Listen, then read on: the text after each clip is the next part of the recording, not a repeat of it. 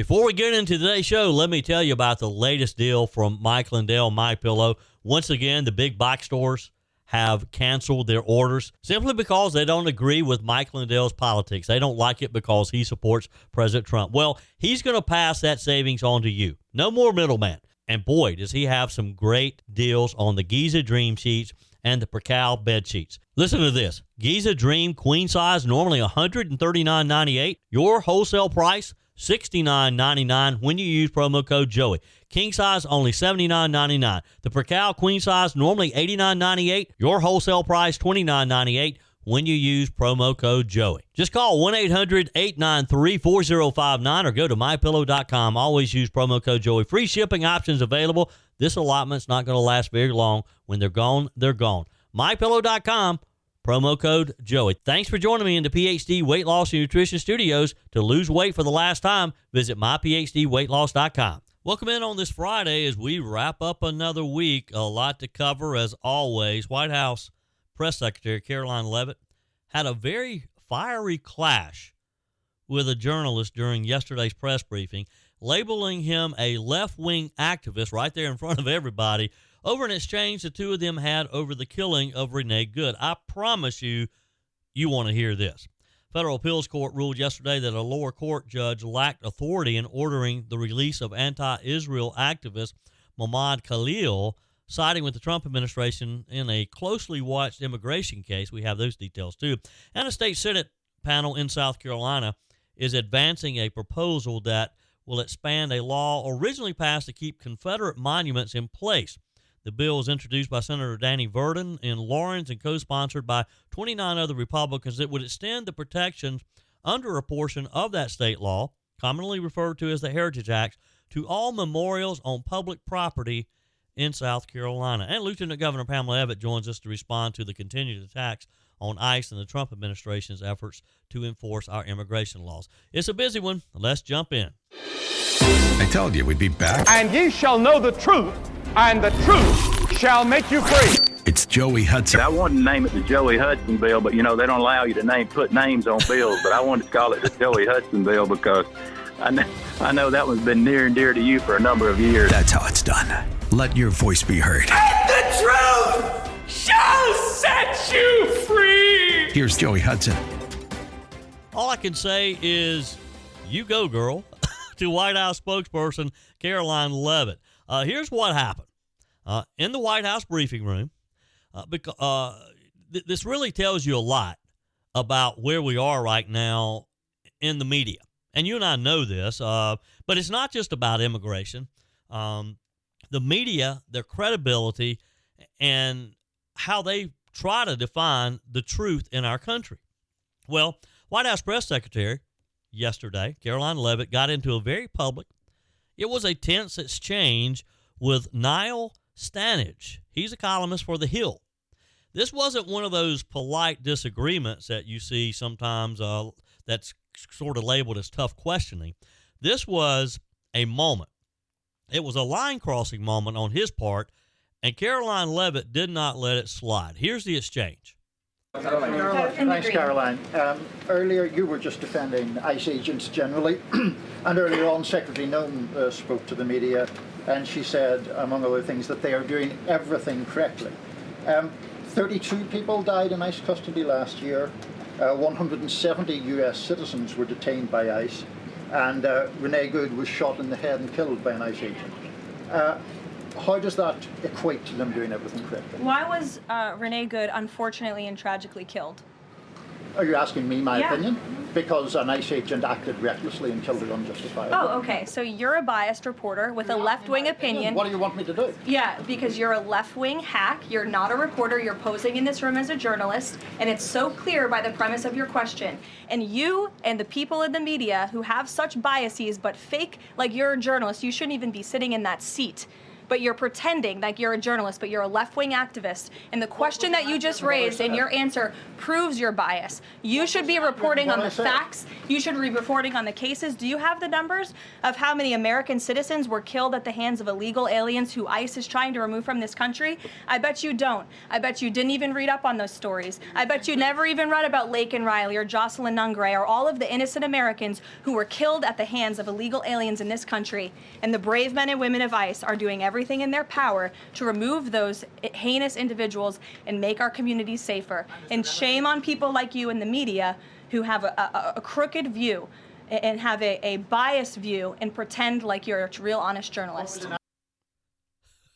That was a slam dunk. As you heard, Stanage began his questions by citing his statistics critical of immigration and customs enforcement, including deaths in custody, the detention of U.S. citizens. He then referenced the fatal shooting, of course, of Renee Nicole Good, who we all know was shot by an ICE agent in what the Department of Homeland Security says was self-defense after she allegedly used her vehicle as a weapon. We saw the video. Now, Stanage's question really boiled down to this. If ICE is doing everything, in his words, correctly, as DHS Secretary Kristi Noem said, how do you explain this? On the surface, it sounds like a fair question. But here's where it changed. Karoline Leavitt didn't dodge. She didn't pivot. She didn't read a canned talking point. She asked him directly, why was Renee Good killed? It's a very good point. I love the way she handled things like this just off the cuff. Stanage, of course, hesitated for a moment. Then he answered, because an ICE agent acted recklessly and killed her unjustifiably. Well, he kind of tells you what he believes in that statement rather than being a journalist who is covering a story, who has an open mind about everything and the outcome of this. I mean, that was a moment because it wasn't a question anymore. He was the judge and jury and issued the verdict that he thinks that the ICE agent acted improperly. He doesn't care of what the lady was doing, what Miss Good was doing leading up to the altercation.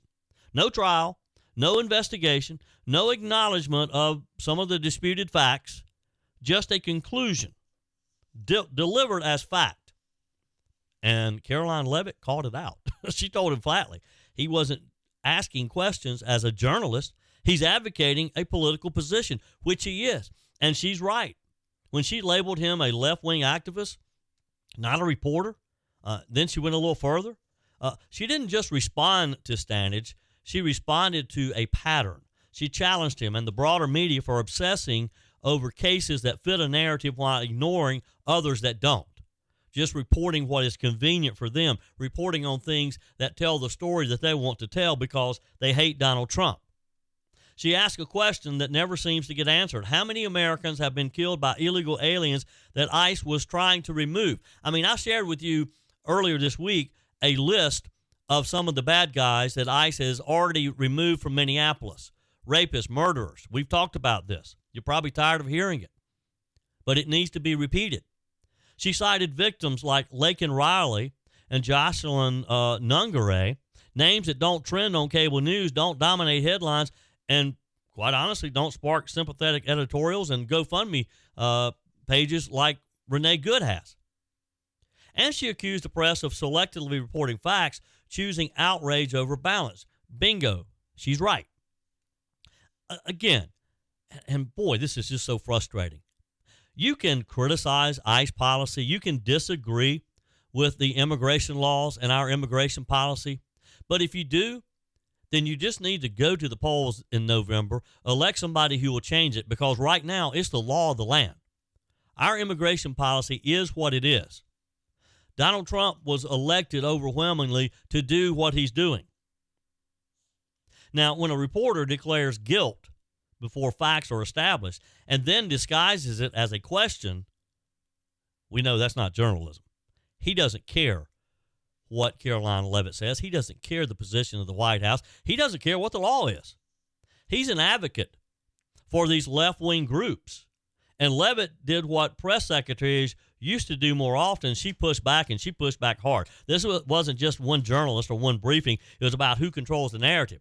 And she's not going to let these lefties control the narrative in the White House briefing room. Now, she can't control what they write and what they publish. Look, I hope the president, and I wouldn't be surprised if he does, make sure that little Nile there doesn't get a seat at the table again. The media asks questions with answers already baked in. That's what they do. And this exchange put that on full display. Stanage didn't ask what happened. He asserted what he believed happened and wanted the White House to accept it as fact. Karoline Leavitt refused to do so. And let's be clear and responsible. The shooting of Renee Good is tragic. A woman is dead. An investigation is ongoing. The Department of Homeland Security says she used her vehicle as a weapon against an agent. Others dispute that interpretation. I'm sure this reporter disputes that interpretation. Those facts will be weighed, not in a press briefing, not on social media, and not by columnists or talk radio hosts, for that matter, but through an investigation. Declaring the agent guilty before that process finishes doesn't honor justice. It short circuits it, and it's just a disgrace in our country. You agree? You disagree? Text me, email me, joey@joeyhudson.com. It's not your fault that losing weight is getting harder and harder. You're eating better, you're moving more, but your body isn't responding the way it used to. That's not willpower, that's metabolism. And believe me, I've learned so much about the metabolism from the folks at PhD Weight Loss, and it's made a huge difference in my life. Joey Hudson here. For many people, years of dieting quietly slows the metabolic system down, so the harder you try, the less progress you see. At PhD Weight Loss, they help people identify what's actually blocking fat loss, and they fix the root cause, not just count calories. If you want to understand why your body isn't cooperating, call PhD Weight Loss now and mention Fix My Weight Loss to unlock the New Year's special. It's free, it's personalized, and it could explain everything. Call 864-644-1900 and say Fix My Weight Loss. That's 864-644-1900 and say Fix My Weight Loss to get started today. You can also find them online at myphdweightloss.com. That's myphdweightloss.com. Start the new year off right and fix your weight loss. On the text line, Ray writes, "Good day, Joey. Sorry to be so long to comment on this topic. I had the opportunity several years ago to witness at close range the total wasteful and inefficient work of road repair. The state DOT and a paving contractor repaved the road in front of my home. It was the classic case of one person working and four watching. It must be changed. My thought is first to clean house in the SCDOT by removing all the people who are in bed with the contractors. Then arrive at a reasonable and justifiable cost for each road project. Then contact all the contractors and offer the job. These large paving contractors must have state work to remain in business. They should be offered the job at our price with no cost overruns. They'll be forced to make their work efficient or lose money. You know they won't do that. In other words, the SCDOT should set the price, not the other way around. Now propose that in the legislature and see how many of our representatives are on the take from the contractors. I love to stir things up." Yes, you do, Ray. Yes, you do. Faye writes on the text line as well. Josh Hawley should have asked Dr. Verma how many men have had abortions. Seems we need Bibles and biology books provided to all 50 states, and they definitely need to be read, Joey. And if residents in blue states like being murdered, then let that happen. But don't scream later you need help from ICE, because it should be cut off permanently. Folks can't have it both ways. Thank you, Faye. Appreciate that very much as well. Texter, this is Susan from Hartwell, wishing my favorite talk show host a happy birthday. Well, thank you, Susan. And yes, today, the 16th, is my birthday. I'm not going to tell you how old I am. I'm just older. I'm older. Thank you. I appreciate your text message. 864-477-JOEY, 864-477-5639 is the MyPillow message line. Your messages are welcome, as are your emails, joey@joeyhudson.com. Always use promo code Joe when you go to mypillow.com. You know, Mike Lindell and the MyPillow employees want to thank you for your great support this past year. They want to make 2026 the best year ever. So to thank you, they're giving you some free shipping on your entire order and wholesale pricing at the same time. For example, the classic MyPillows, regularly $49.98. They're now only $17.98 with promo code Joey. Turn any mattress into the best mattress you've ever made, that's ever been made in the USA. MyPillow, My Mattress Topper, Save up to $100. If you've been thinking about a new bed, don't get a new bed. Get this mattress topper. Save $100 with promo code Joey. Get a set of MyPillow Giza Dream Sheets for as low as $29.98. Or my favorite, the 6-pack towel set for only $39.98. To get this best specials ever, go to MyPillow.com. You can call 800-893-4059. That's 800-893-4059. MyPillow.com. Promo code Joey. Order now, and your entire order ships absolutely free. By the way, one more thing on the immigration front before we move on. A federal appeals court yesterday found that a lower court judge lacked authority in ordering the release of anti-Israel activist Mahmoud Khalil, siding with the Trump administration. This has been a closely watched immigration case. It was a 2-1 decision. A 3-judge panel of the 3rd U.S. District Court of Appeals ruled that the U.S. District Judge Michael Farbiars of New Jersey lacked subject matter jurisdiction under federal immigration law to halt the Trump administration's effort to remove Khalil. Now, this is one of those judge shopping instances where they found this left-wing judge who ruled against the Trump administration. We've seen this play out many times this past year. Khalil was ordered to be released from the government's detention on June the 20th last year. This was after he was arrested at his New York City apartment by special agents from Homeland Security Investigations back in early March of last year. White House spokesperson Abigail Jackson said that, and this is in a statement, Khalil was given the privilege of coming to America to study on a student visa he obtained by fraud and misrepresentation. As we've always maintained, the executive branch has the lawful authority to take actions that will protect the public and to ensure the integrity of our immigration system. Khalil obtained his visa by willfully and intentionally failing to accurately report information relevant to his background. Those who lie to the government to obtain entry into the United States will face justice, Ms. Jackson said. So thank goodness, finally, a court comes to their senses. Judges Thomas Hardiman, who's a George W. Bush appointee, Stephanos Bibas, a Donald Trump appointee, argued that the district court initially had habeas jurisdiction over Khalil's petition, but ultimately lacked subject matter jurisdiction under the Immigration and Nationality Act to intervene in his removal proceedings. They wrote, our holdings vindicate essential principles of habeas and immigration law. The scheme Congress enacted governing immigration proceedings provides Khalil a meaningful forum in which to raise his claims later on. In a petition for review of a final order of removal, we will therefore vacate and remand with instructions to dismiss Khalil's habeas petition. This was the majority opinion. The American Civil Liberties Union said in a press release that the opinion does not take effect immediately, and the Trump administration cannot lawfully re-detain Khalil until while he has his opportunity to seek immediate review. Of course, they're going to keep spending money to try to keep this guy out of jail. This decision marks a major win for the Trump administration in its effort to deport Khalil, a lawful permanent U.S. resident and former Columbia University graduate student. Secretary of State Marco Rubio said back last spring when this was all happening, in a memo obtained by CNN, that Khalil's presence in the United States would have potentially serious adverse foreign policy consequences and would compromise a compelling U.S. foreign policy interest.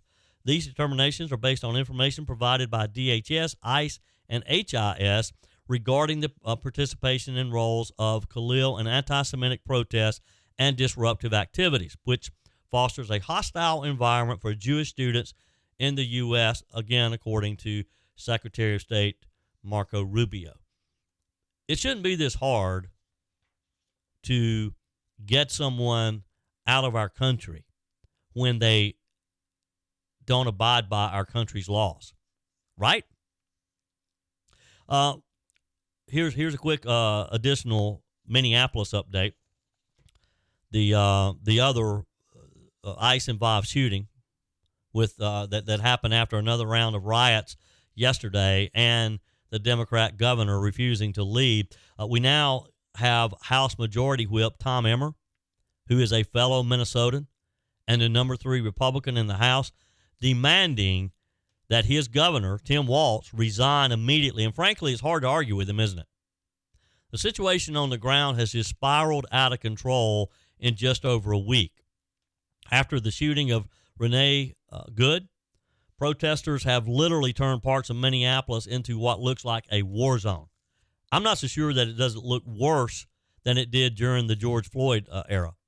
Fireworks detonating in the streets, federal officers facing off with agitators, activists with bullhorns trying to drown out law enforcement, and they're still throwing themselves in front of law enforcement. And instead of calling for calm, Governor Walz just keeps pouring gasoline on the fire, accusing the Trump administration of raining down on Minnesota communities. What exactly does he think is happening here? These are federal agents enforcing federal law. Renee Good wasn't some innocent bystander caught in the crossfire. She was filmed attempting to use her SUV to ram an ICE officer.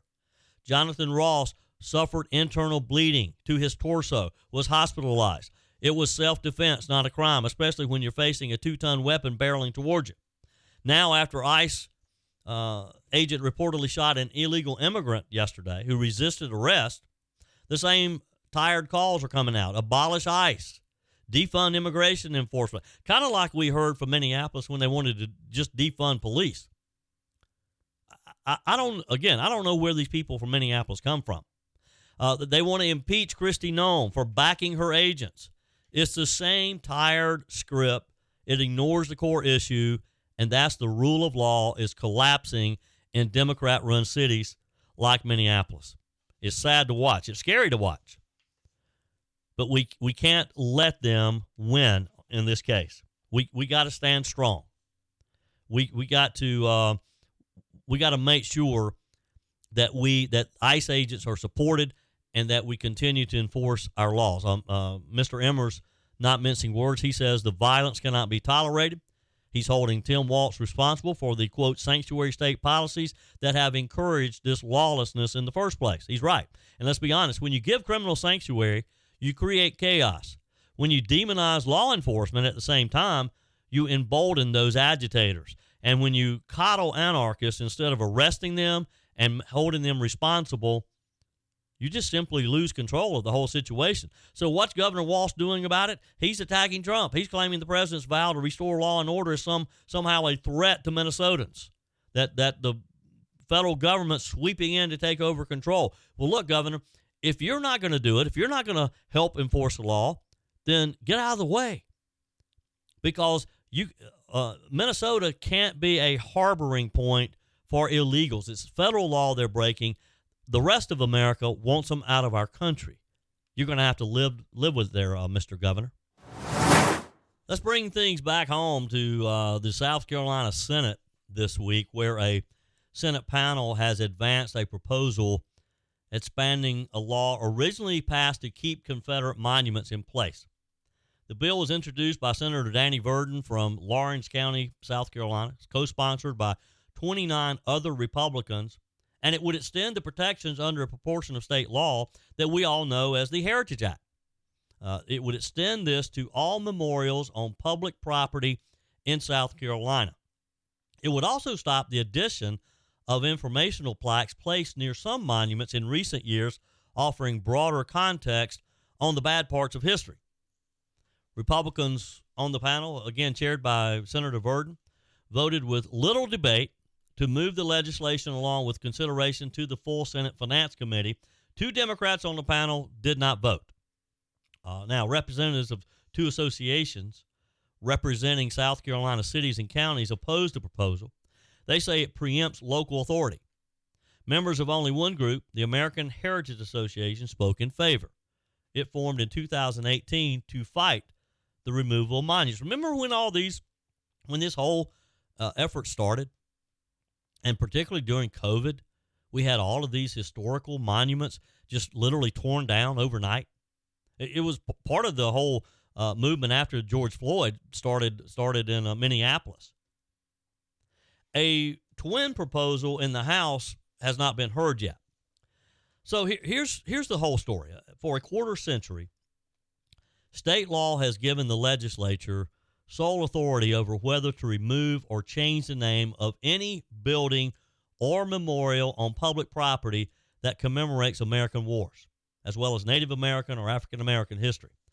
That did not stop the 2020 removal of the bronze statue of John C. Calhoun from a downtown Charleston park. Remember this?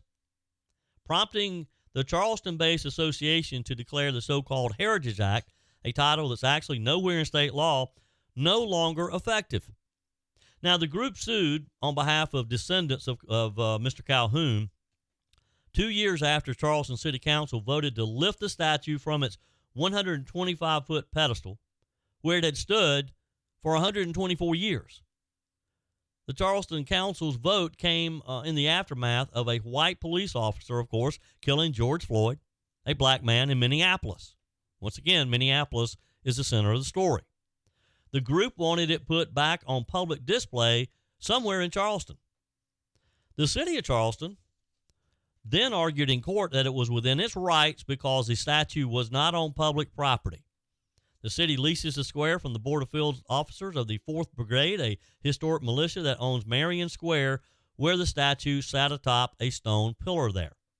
Plus, the city continued, the 12-foot tall figure didn't memorialize a war, Native Americans, or black history. Now, while Mr. Calhoun, a former U.S. congressman, a Secretary of War, remember back then it was called Secretary of War, his job was. He was a vice president under 2 presidents and a fierce defender of slavery. He died 11 years before the first shots of the Civil War were fired in Charleston Harbor. Attorney General Alan Wilson gave the same reasoning in an opinion released days after Calhoun came down in June 2020. The Calhoun statue was not protected by the law, he wrote. Now, when the group faced legal challenges over whether it was actually eligible to sue, the association followed up last year by asking legislators to change the law altogether amid more efforts by other boards and municipalities to oust memorials honoring certain controversial historic and Confederate figures. I mean, they don't like the message, so they try to rewrite history. Now, yes, it's called the Heritage Act. Those words don't actually appear, again, in state law. The memorial protection was part of a year 2000 compromise that moved the Confederate flag that had flown atop the State House for years to a 30-foot flagpole beside a Confederate memorial on the State House front lawn. That compromise also made both Martin Luther King Jr. Day and Confederate Memorial Day state holidays. We thought we'd solve that issue, an issue that had been debated for decades. Well, the legislature removed the flag from the grounds entirely in 2015 because the people who were opposed to it, that still wasn't good enough for them. This, of course, following the massacre of 9 black parishioners of Mother Emanuel African Methodist Church in downtown Charleston. Brett Berry, with the American Heritage Association, told state senators that his group raised and spent $250,000 in legal fees to no avail as Charleston Circuit Judge Jennifer McCoy ruled in January 2024 that only the state attorney general can enforce the Heritage Act. Now, what you need to know is Attorney General Alan Wilson, in a separate lawsuit over another marker in another part of Charleston, submitted a court brief last July saying he thought private groups should be allowed to file suit and noting his office does not have the resources to defend the more than 1,000 monuments across the state. Mr. Berry said, we spend all this money on these legal cases, but because of deficiencies in the Heritage Act, none of our lawsuits have ever been tried on the merits, but rather dismissed or forced to settle on appeal. In addition to expanding the scope of monuments covered under the law, the proposed legislation would also allow private organizations to sue to block removal and punish people who vandalize or move a monument without the legislature's approval. I would assume that would include a local government entity too. Not sure about that. In this case, a judge could order restitution. The state could also withhold tax aid to local governments where it happened. There's some teeth in this so that you don't get a rogue city council like Charleston just taking down historic monuments.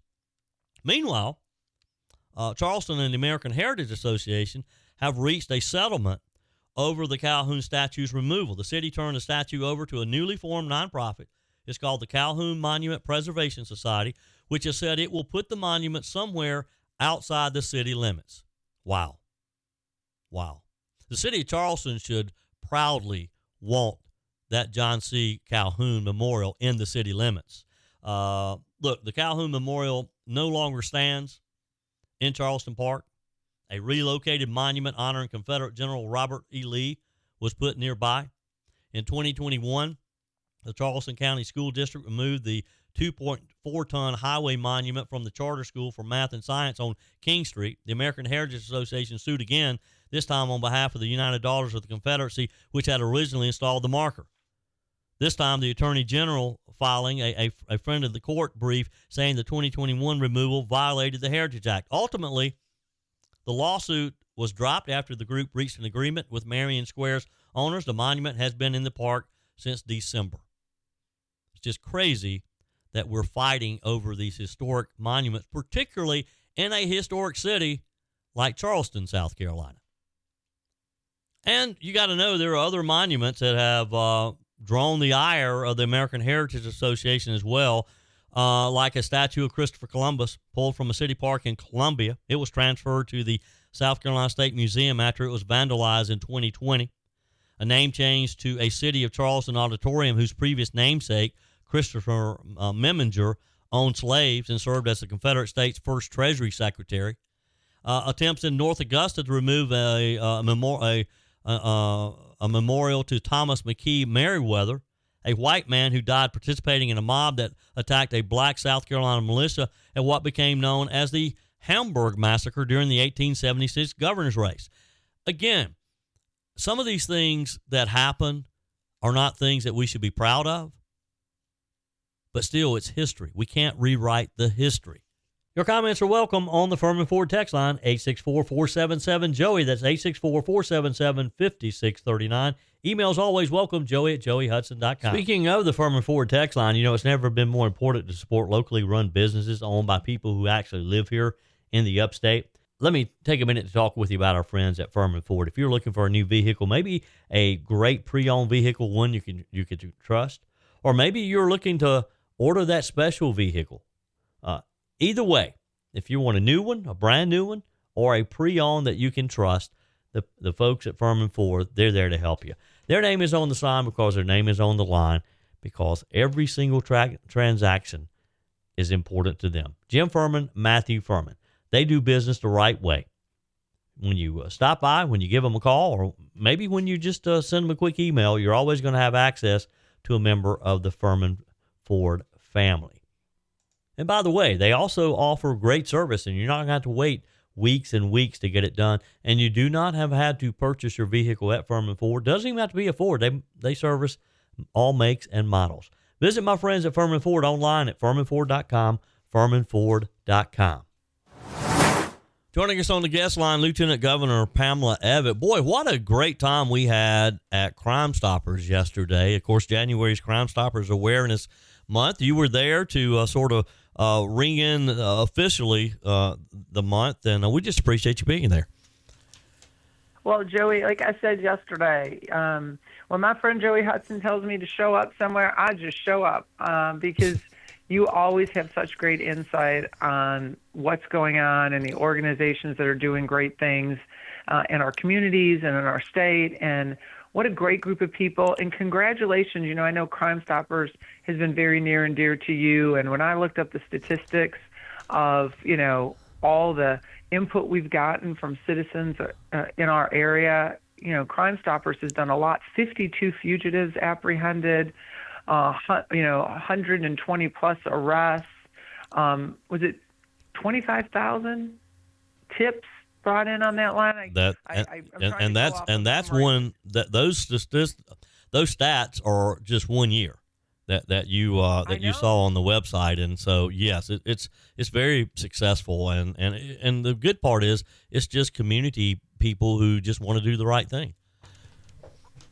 And that's the great thing, and that's what I said. When people look fondly at the past, they look at neighbors helping neighbors and neighbors watching out for each other, and that's all this is about. If you see something, say something. We went back to those grassroots after 9/11 and look at how many terrorist attacks we have stopped because people were just observant and they decided they were going to help each other out. And I think our society as a whole would be better to those days like you and I had talked about, where everybody after dinner sat on their porch and watched their kids play on the street and knew their neighbors and was familiar with their surroundings and knew if something didn't belong. Yep. Did that car not belong here? Did those people not belong here? What's happening, down the street or around the corner? That's when our society functioned well. And so getting back to that is something I'm going to keep in my morning prayers. Yep. Well, it's a great program. It works good. If you ever have any information, something that you think might help law enforcement, you can just simply call 23crime or go online to 23crime.com. Well, you and I, for the last couple of weeks now, we've talked about Minnesota. There's still chaos there. I mean, where do you start with this? Another shooting last night with an ICE agent involved. He's in the hospital. I mean, what's wrong with people? An immigration and customs enforcement agent's trying to arrest an illegal. That's why they're there. And he was ambushed by two others. And during the altercation, he shot one of them in the leg. And, of course, the mob comes out. I mean, what do they think is going to happen, really? Do they think that if they protest enough that President Trump's going to call ICE or ask ICE to stand down? I'm telling you, Joey, this is a test of wills. It's like battling with a young child and who's going to win. And President Trump is not going to lose. But, you're absolutely right. What is the matter with people? I mean, these officers put their lives on the line every day, and they're doing their job. And to get involved, this is why, I mentioned it yesterday at Crime Stoppers. I did a press conference months ago with Sheriff Rowland, great friend, amazing sheriff, talking about the passage of the HALO Act. I'm very happy that has gotten moved up the docket. I've really worked alongside the General Assembly. Lots of great people have signed on to it. And for everybody listening that doesn't know what the HALO Act is, it addresses exactly what you're seeing in Minnesota.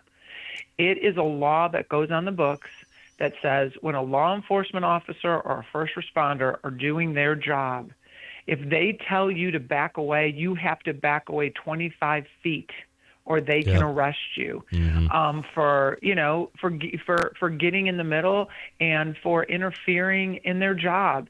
That is just common sense. It's terrible that we have to make it a law, but we have got to be laser focused, full stop, keeping our law enforcement officers safe on the street.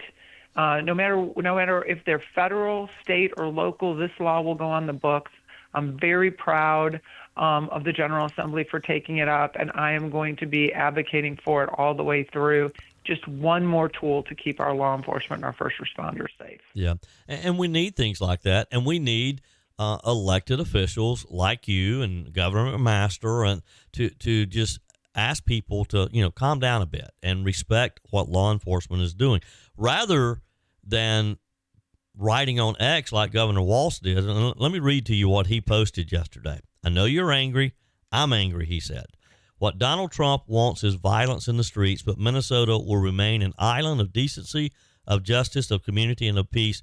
Don't give him what he wants. And he went on to encourage them to be sure and videotape officers so there's a record of what they're doing. Joey, I have heard him talking about Minnesota being a place where, civility reigns high. Does he think we've all forgotten those riots after George Floyd in Minnesota? Yep. Where they burnt down cities and people's livelihoods were completely destroyed, and he sat back and did nothing.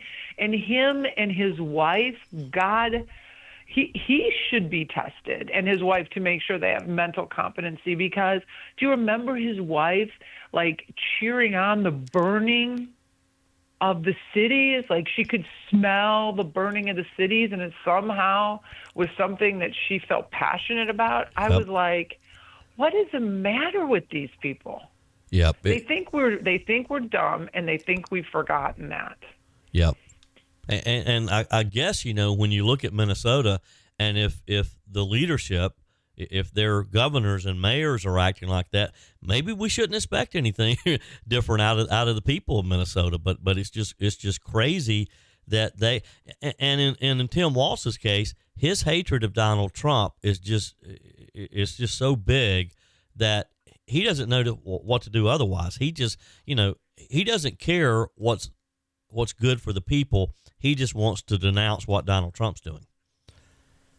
Well, we're obviously seeing over and over again how corrupt, how crooked these Democrats are. And Tim Walz, his only hope for not winding up in a cell along with Ilham Omar and all these other elected officials who turn their backs on the fraud, waste, and abuse that President Trump is calling out is to try to divert everybody, to rewrite the narrative, to act like there's nothing to see here. And I believe that Donald Trump is going to get to the bottom of it. I think that the fraud and abuse that they have turned their backs on and allowed to happen, what we're seeing, what Nick Shirley put out there, yep, it is the tip of this iceberg. And when they start digging into these medical companies, I mean, when you think about the reimbursement dollars on daycare, it is pennies compared to the reimbursement dollars on healthcare. Yep. So, I mean, this is what they're trying to do is create chaos and let that take over the news stories. In my humble opinion, this is diversion because it's drowning out the more and more things that they're finding when it comes to the fraud that they allowed to happen. I mean, now they're saying they think it's going to be between all the states, it's going to be triple the $9 billion that they've already estimated. And that is criminal, and people need to go to jail. Yep. Well, it just makes me more thankful to be a South Carolinian. That is true. Yeah. Lieutenant Governor Pamela Evette, it's always a pleasure. Appreciate your time today. Thank you so much, Joey. I hope everybody has a great weekend.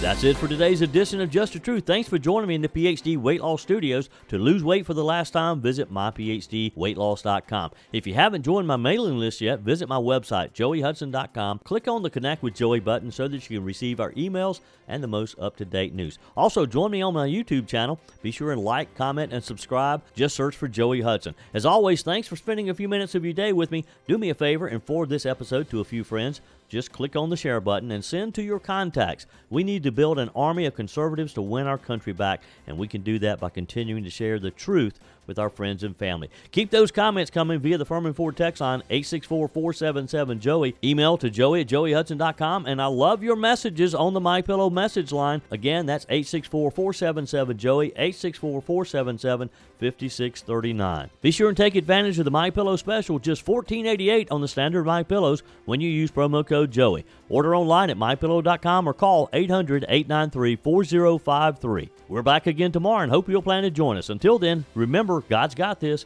He's still in control.